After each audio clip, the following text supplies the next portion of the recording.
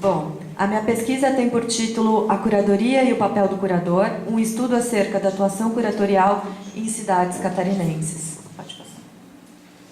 Bom, a pesquisa, ela parte do vínculo com o Departamento de Artes Visuais e do mestrado da Univille e faz parte de uma pesquisa maior intitulada Arte e Cultura, Exposições, Curadorias e Políticas Culturais, que começou em 2009 e vai terminar em 2011.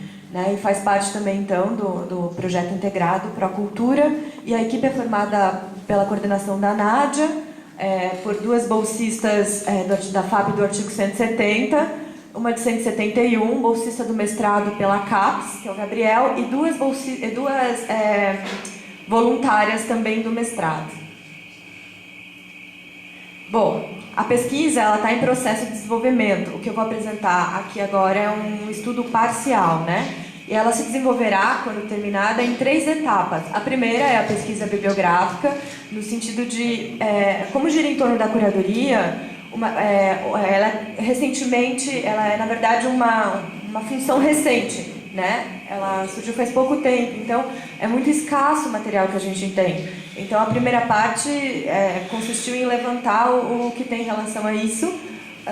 Também as visitas às exposições, faz parte a pesquisa de campo, em 6 cidades catarinenses: Joinville, São Francisco do Sul, Florianópolis, Blumenau, Itajaí e Jaraguá do Sul.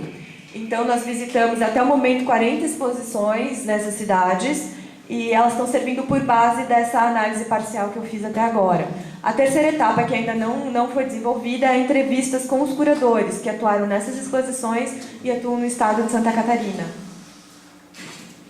Bom, até o momento, o que eu identifiquei é que o processo do curador, ele passou por 3 etapas. A princípio, era uma figura vinculada a uma instituição, né? Então, ele era responsável por um acervo específico, tinha muito tempo para estudar aquele acervo, conhecia muito bem, preenchia lacunas, pensava formas diferentes de discutir aquele acervo na montagem de alguma exposição temática e que ficava um longo período de tempo. Então, além de ser uma exposição muito bem fundamentada, ela acabava resultando num contato de tempo muito maior com o público, que tinha a possibilidade de estudar, visitar mais vezes, gerar mais discussões, o que não acontece mais hoje. Acontece, mas não na mesma proporção que era antes, né? Depois de algum tempo, num contexto dos anos 60, de experimentação da arte conceitual, engajado por esse movimento de buscar coisas novas, a figura do curador, ela passou a assumir um caráter autoral. Então ele começou a selecionar um tema e a convidar artistas para discutir esse tema em seus trabalhos, a princípio dentro da instituição, depois em espaços experimentais, né? E com o surgimento desses espaços experimentais, essa atividade acabou caminhando por uma ação que era independente de instituições. Então eu trouxe aqui alguns exemplos para poder mostrar melhor isso que eu estou falando. Pode passar, por favor.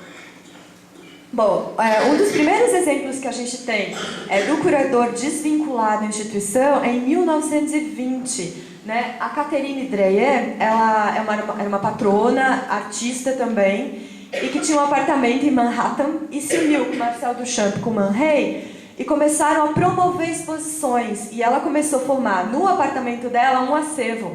E as exposições que ela apresentava não eram no apartamento, claro, eram em museus. Então é um curador que não era vinculado ao museu, realizando exposições institucionais. E a gente deve a esses 3 a formação da primeira coleção de arte moderna na América, na verdade, que aconteceu na Universidade de Yale. Eles acabaram doando o acervo que eles formaram para lá, né? Então eram artistas trabalhando colaborativamente com um patrono, né? Ainda não se falava em curador, mas que já eram responsáveis pela formação de coleção. Pode passar, por favor.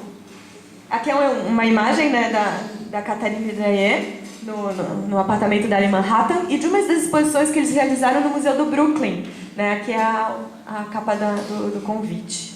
Pode passar, por favor. Bom, uma outra figura muito importante, que é um dos primeiros curadores independentes que surgem, é o Seth Siegel.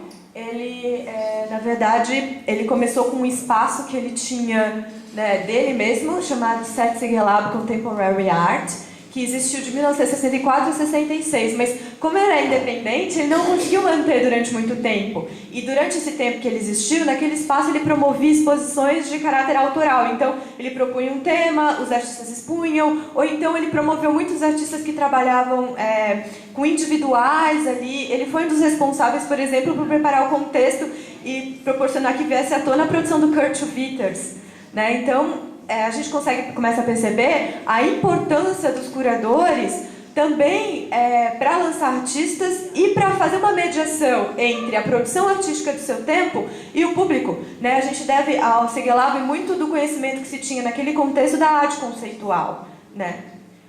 Ele tem duas mostras muito interessantes, depois que fechou o espaço, chamado Xerox Book e The January Show, que elas constituíam exposições que não aconteceram especificamente em espaços expositivos, mas pensando a publicação como um possível espaço de arte. A primeira mostra, então, Xerox Book, pode passar, por favor?